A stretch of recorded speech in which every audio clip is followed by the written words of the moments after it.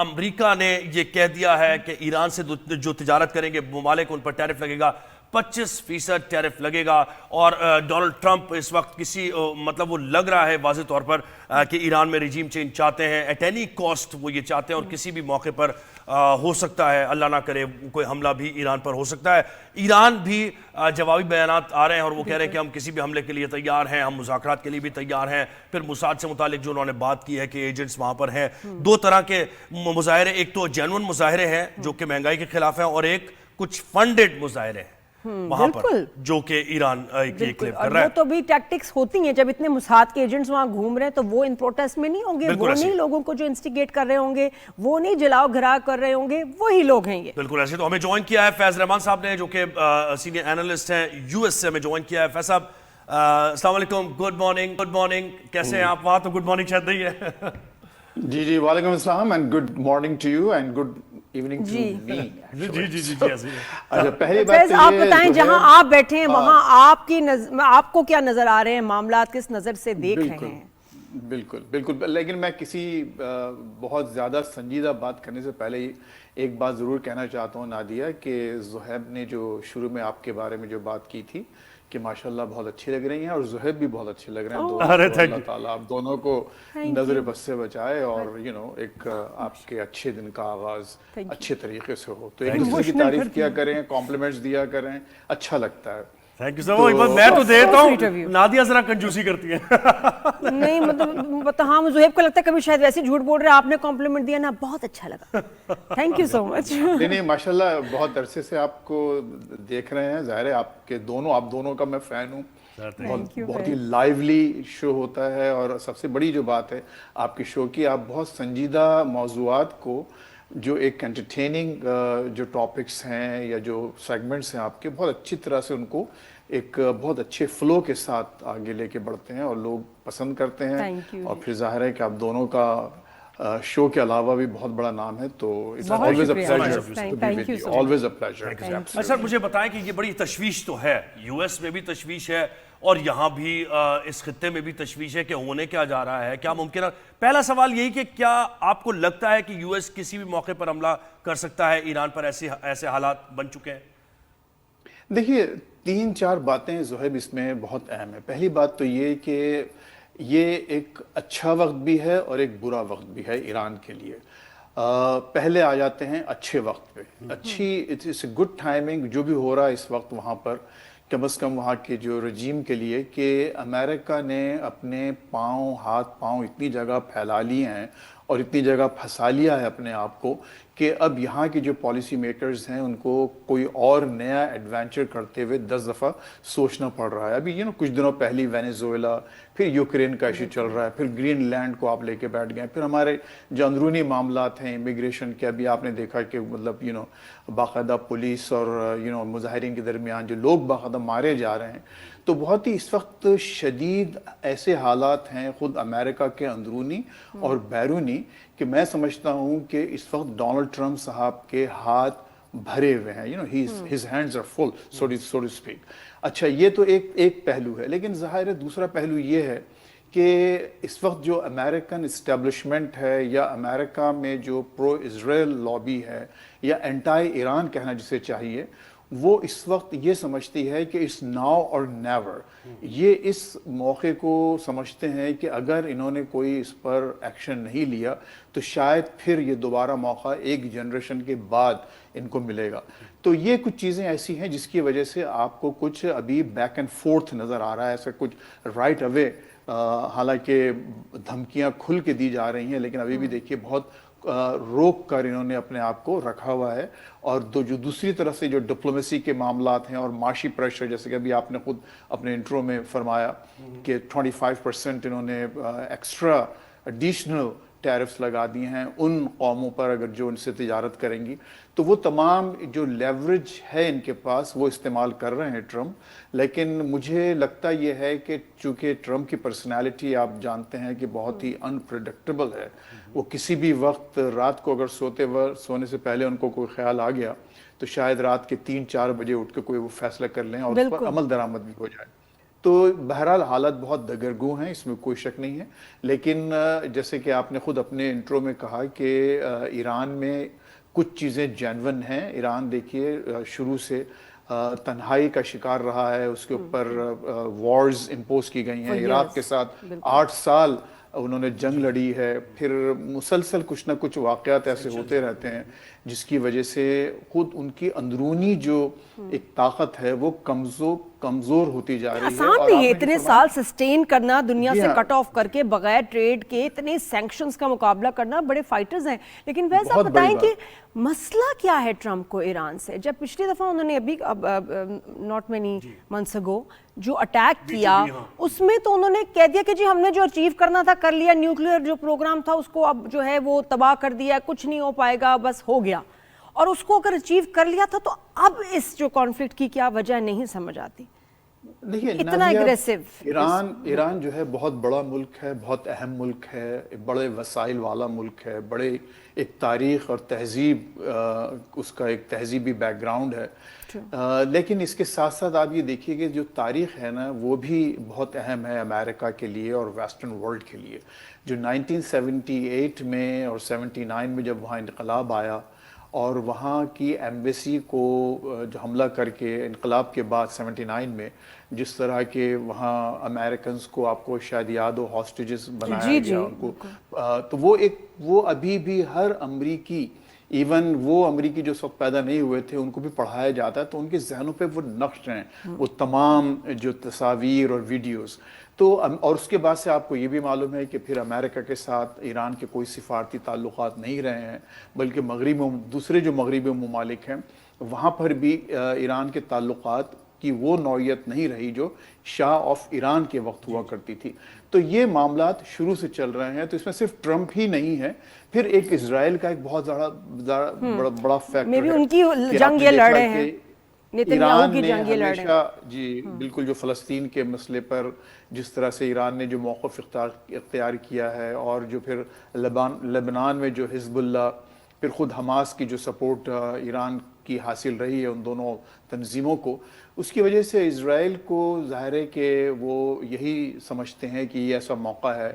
اور دوسرے مواقعوں کے علاوہ بھی کہ وہ امریکہ کو استعمال کر کے وہاں کوئی بڑا اسی لیے یہ بیانات بھی آ رہے تھے۔ سر مجھے بتائیں کہ تھوڑا سا let's make it more interesting,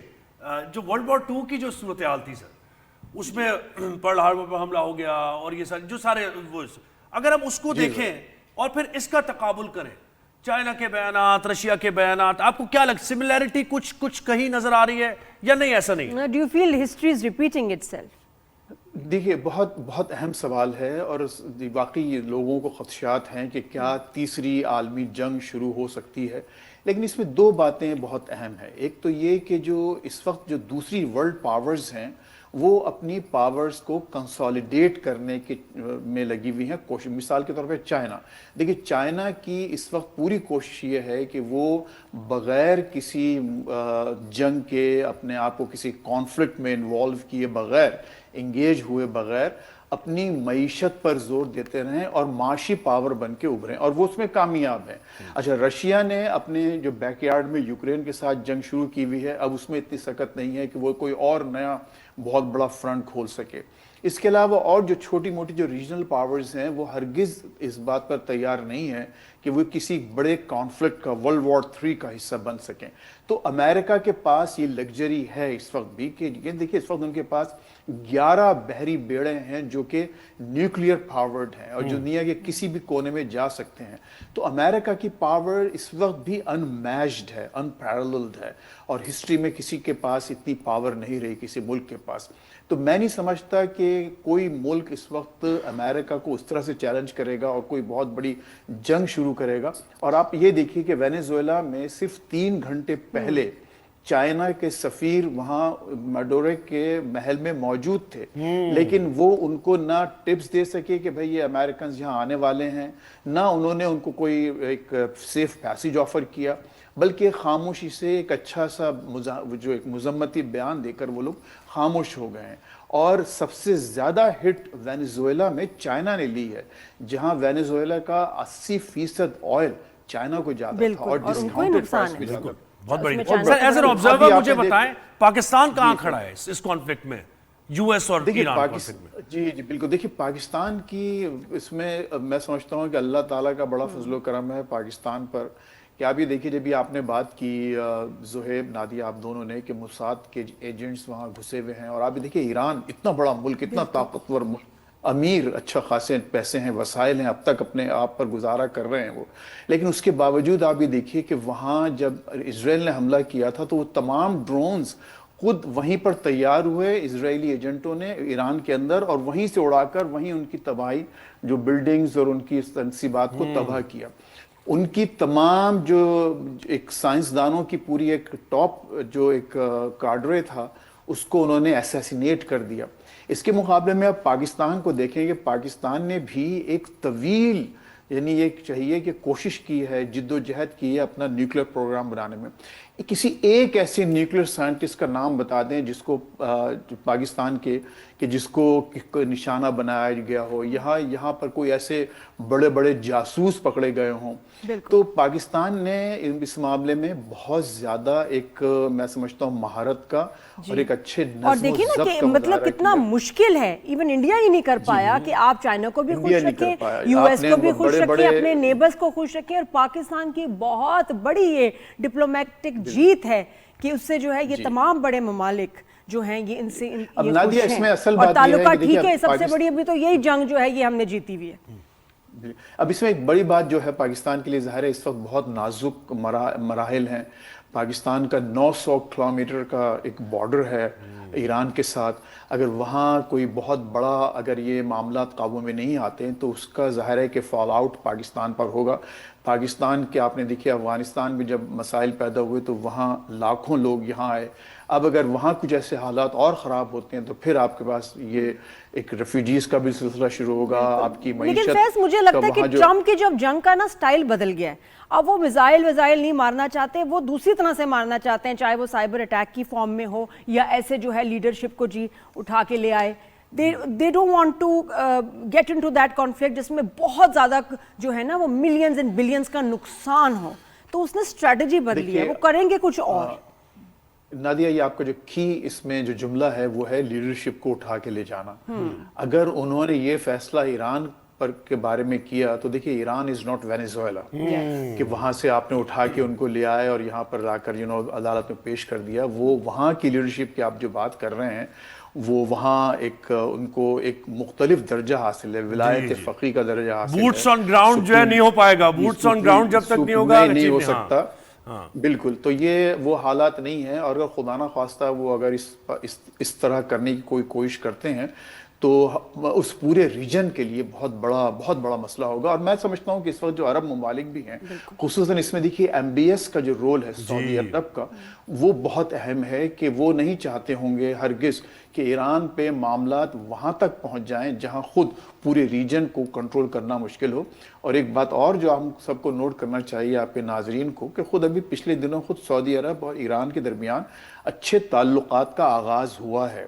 کئی اوپننگز ہوئی ہیں، اور وہ خود یہ سمجھتے ہیں ریجن میں خود مڈل ایسٹ کے جو میجر پلیئرز ہیں وہ اور امریکہ اور ویسٹرن کنٹریز کہ اگر ایران خود اپنے طور پر کچھ دیکھیے اس وقت جو کچھ بھی ہو رہا ہے آپ نے صحیح فرمایا کہ وہاں ایجنٹس ہیں،